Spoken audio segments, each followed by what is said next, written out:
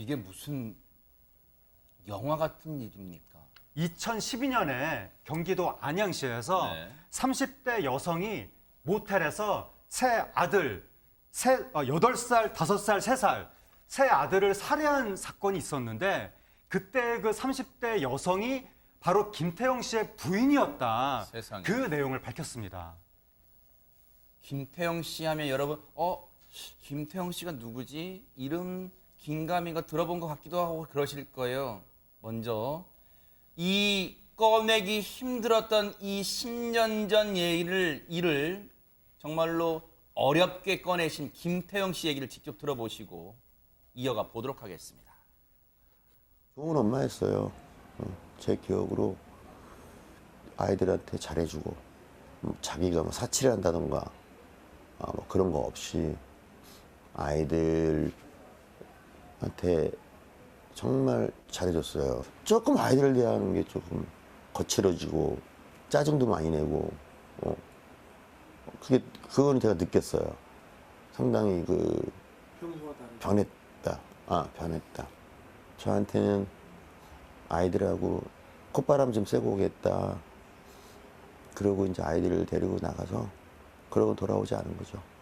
아내분 찾았습니다. 애들은요? 딱 그랬더니 한동안 말이 없다가 잘못됐습니다. 잘못됐습니다라고 이렇게 표현하더라고요. 그래서 어디로 좀 와서 확인합니다.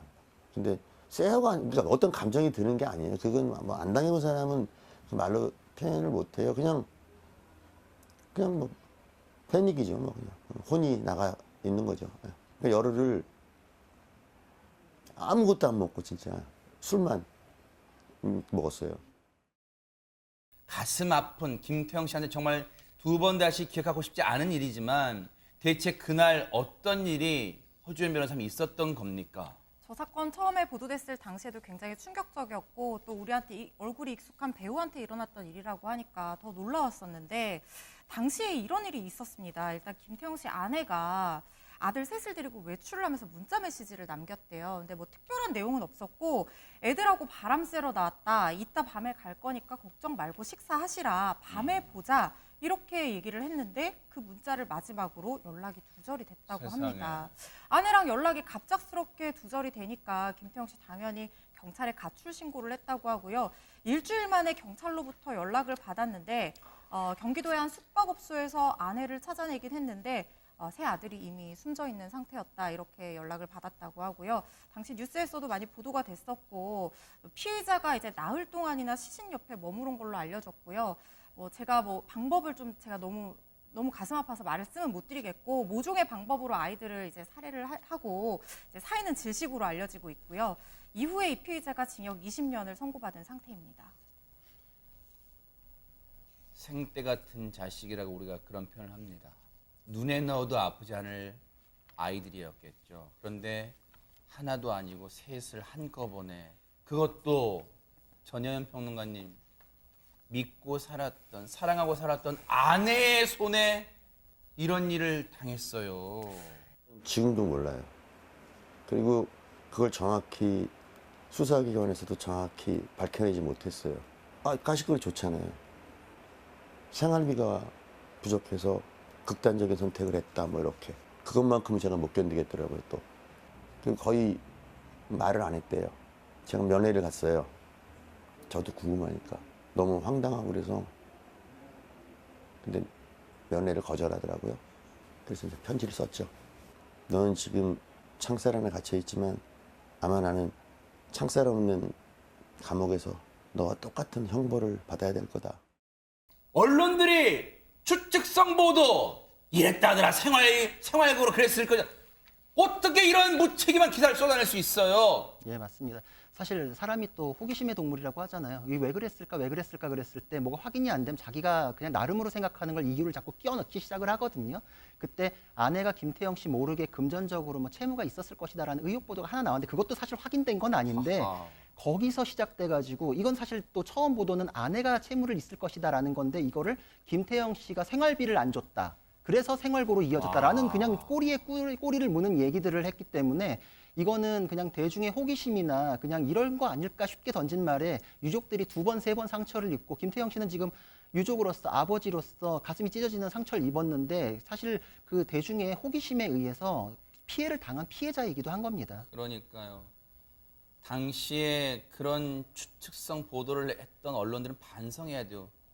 사람을요, 꼭 흉기로만 어떤 해하는 게 아니에요. 말과 펜으로도 엄청난 해를 끼칠 수 있다는 거예요. 그런데 앞서 하재근 평론가님, 과거 김태형 씨의 그 모습 보니까 예. 그 10년 사이에 얼마나 마음고생이 심했는지 지금은 진짜 예전 얼굴하고 많이 달라진 것 같아요, 진짜로. 예, 그것 때문에 지금 많은 분들이 놀라고 있는데 잘 못 알아보겠다라는 분들이 많은 거예요. 예전에 이분이 드라마에 굉장히 많이 나왔었거든요. 네. 낯익었던 얼굴인데 이분이 1993년에 KBS 15기 공채 탤런트였습니다. 아. 그다음부터 주로 사극에 나왔었는데 네. 용의 눈물, 태조 왕건, 진짜 많이 나왔네요. 야인 시대, 굵직굵직한 거네. 장녹수, 불멸의 이순신 이렇게 유명한 드라마에 많이 나왔었거든요. 명성황후에도 나왔었고 그래서 낯이 익었던 분인데 10년 세월 동안 얼마나 마음고생을 많이 했길래 이렇게 변했느냐 많은 분들이 안타까워하면서 지금 위로도 감히 못하겠다. 세상이 어떻게 이렇게 가혹할 수가 있느냐 그렇게 안타까워하고 있습니다. 분이 이제 공황장애를 앓게 되었다고 해요. 그래서 본인이 연기를 그만두겠다 이게 아니라 생활이 어려울 정도로 장애가 심해졌는데 어느 날 운전을 하고 가다 보니까 계속 가던 길이었는데도 엉뚱한 길로 막 가고 있다거나 아유. 이런 것이 있었다고 해요. 예. 그리고 이 여든이 넘는 어머니하고 같이 지내는 모습이 또 영상에 공개되기도 했는데 이 어머니가 밥 차려주는 것도 미안하다고 아침부터 컵라면 드시는 아이고. 모습도 또 방송에서 나오기도 하고 그랬습니다. 지금 그런데 최근 들어서 이분이 새롭게 또 활동하는 모습이 나오기도 했었는데요. 어머니신가 보네요. 예, 네, 어머님과 아이고. 함께 대화를 하는데 어머님께 너무 미안해 하시는 거예요. 여든이 넘었는데도 아들 식사를 이렇게 챙기고 있다 이런 아이고. 표현을 또 하기도 했었습니다. 그리고 뭐 10년 정도 공황 장애를 앓고 있지만 한 6개월 전부터는 막내 신입사원처럼 일을 열심히 하고 있다라는 또 소식이 전해지기도 했는데요. 친구분의 권유로 지금 보시는 곳이 아, 분양사무소, 그래요? 아파트 분양사무소에 근무 중이라고 합니다. 네. 제일 먼저 가서 저렇게 전단지 정리도 하고 또 홍보용 물티슈 같은 것 있잖아요.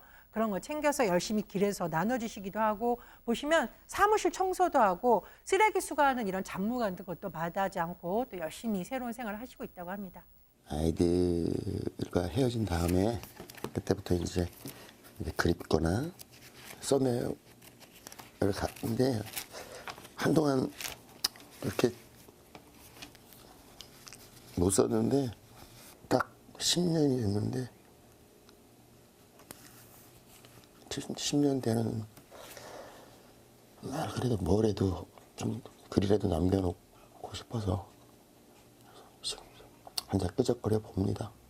근데 아유 잘 글이 안 써지네요. 천국에서 만나자고요. 천국에서 그렇게 제가 열심히 살아야 돼요. 지옥 가면 못 만나잖아요. 제가 지옥 가면 못 만나잖아요. 그래서 살았어요.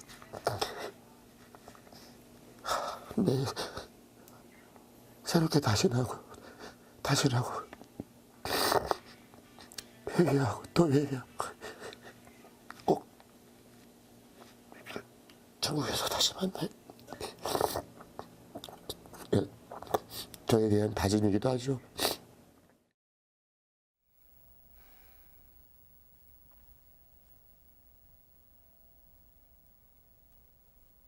김태형 씨의 바람처럼 새 아이들은 지금 천국에 있을 겁니다.